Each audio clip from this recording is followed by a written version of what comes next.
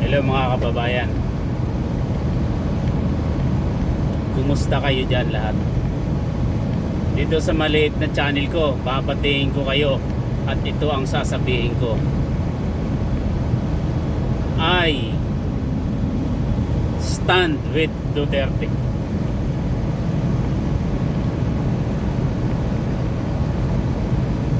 Hindi pa ako nakapag-lose, galing ako sa biyahe. Pero look,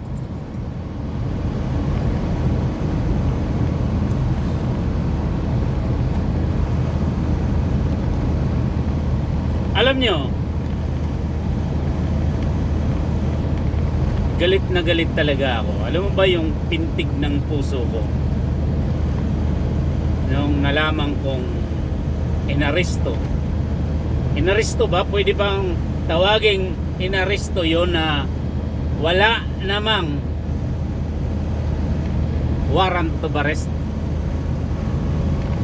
Hindi mo masasabing inaresto kasi walang warrant of arrest. Sinabi nga during the press con ng spokesperson ng PNP, walang warrant of arrest, walang warrant de arresto, wala. Tapos sasabihin nyo dumaan si Duterte sa due process. Saan doon ang due process? Okay, since due process, galit talaga ako. Tumutulo nga luha ko kahapon habang pinapanood ko yung kumakalat na video sa social media. Pati anak kong babae, panganay kong babae, nag-message sa akin, nag-voice call sa akin, umiyak dahil hindi matanggap.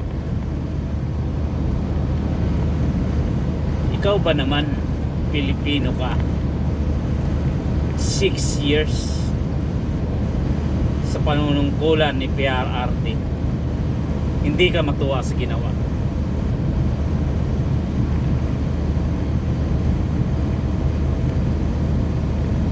Diba?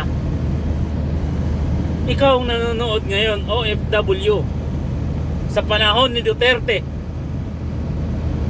Sa panahon ni Duterte, particular sa panahon ni Duterte, malinaw ang sinabi niya. Ang malinaw ang mensahe niya during his 2015 campaign message. Stay away from that drugs, dahil sisirain lang ang buhay mo. Which is, it is true or not? Another message from PRRD. Kung alam nyo,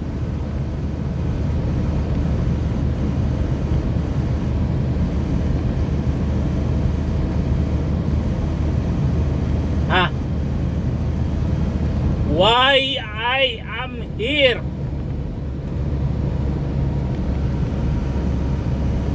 Yun yung sabi niya. Why I am here. I am here because I love my country. I love my countrymen.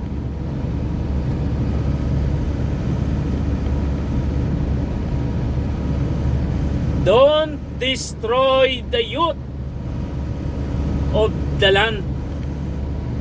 Don't destroy our children.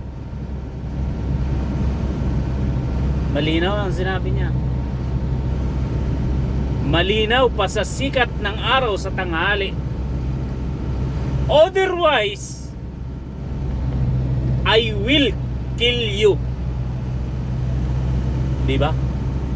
Ang linaw.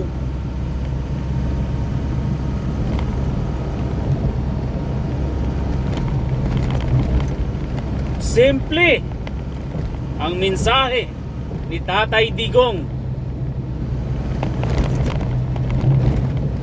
Pero doon sa mga against sa drug on war, madali lang namang intindihin eh. At sino ba ang pwedeng magagalit kay Digong? Di yung against doon sa drug war. Anak ka ng... Tapos sasabihin nyo na yung mga nabiktima na patay di umano ay hindi binigyan ng due process. What the heck of this due process, man?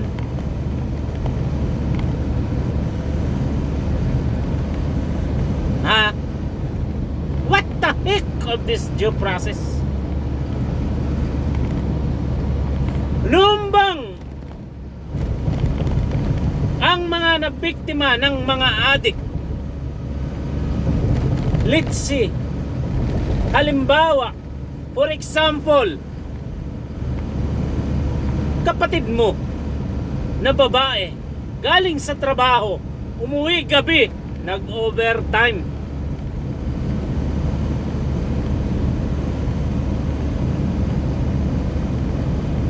Wala ba siyang human rights?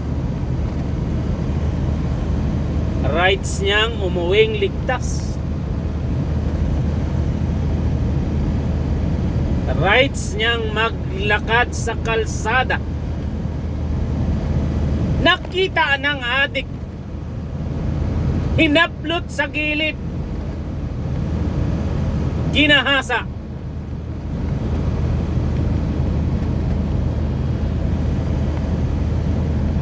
...2008 or 2007, way back to 2007. Correct me if I'm wrong sa mga makakapanood nitong live stream ko. Isang babaeng nagtatrabaho sa Maguyam, Silang, Cavite. Tandang-tanda ko pa noon.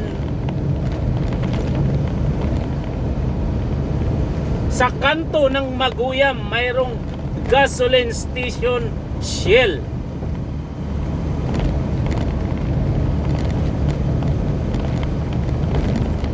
Kanto ng Maguyam, kung tawagin ay Bangkal, Carmona, Cavite. Isang babaeng natagpuan sa gitna ng tubuhan sa may Maguyam. Alas 9 ng umaga.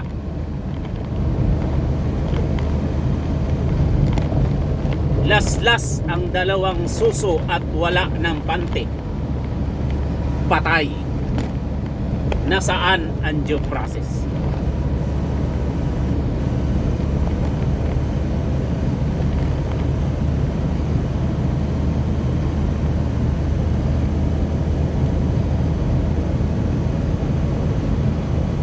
Sige nga.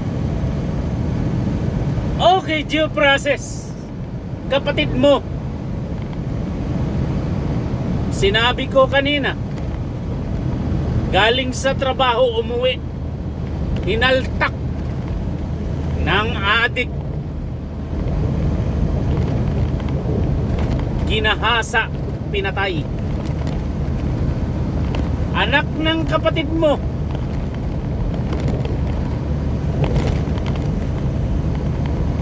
ginahasa, pinatay. Pinasok ang bahay nyo, sinira ang pinto, may pulis sa likod, huhulihin na ako. Tumabi na. Ayan.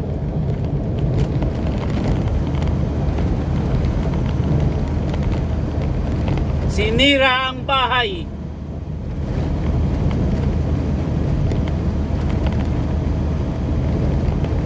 Nilimas.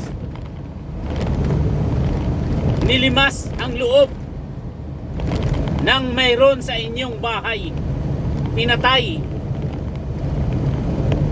ang mga taong nasa loob ng bahay. Naabutan mo. Sasabihin mo, "Tika lang! Magantay ka!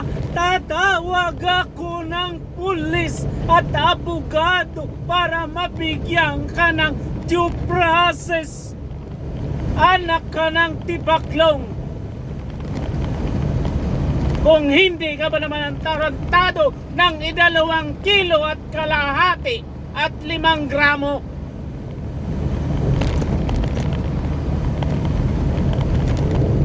sasabihin mong huwag papatayin kahil may due process." Ang lintik na yan. Kung yung mga asawa nyo nga pumatong sa iba, nagkandalitsi-litsi na kayo sa pagkakaaring-king-king. Ang mga jowa nyo nga may kajuwa ng iba, talaga namang nagpapantig-antingan nyo dahil sa ginawa niya. Tapos ngayon, sasabihin nyo, due process.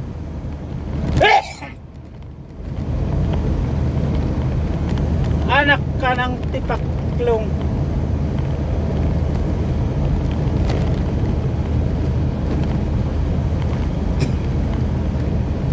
Pinasok nyo yan eh. Walang nagutos sa inyo yan.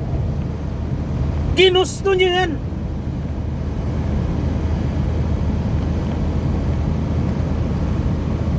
Tapos kayo ngayon magsisigawak kayo ng due process sa mga napatay sa war on drug. That is only being a president. It is his policy.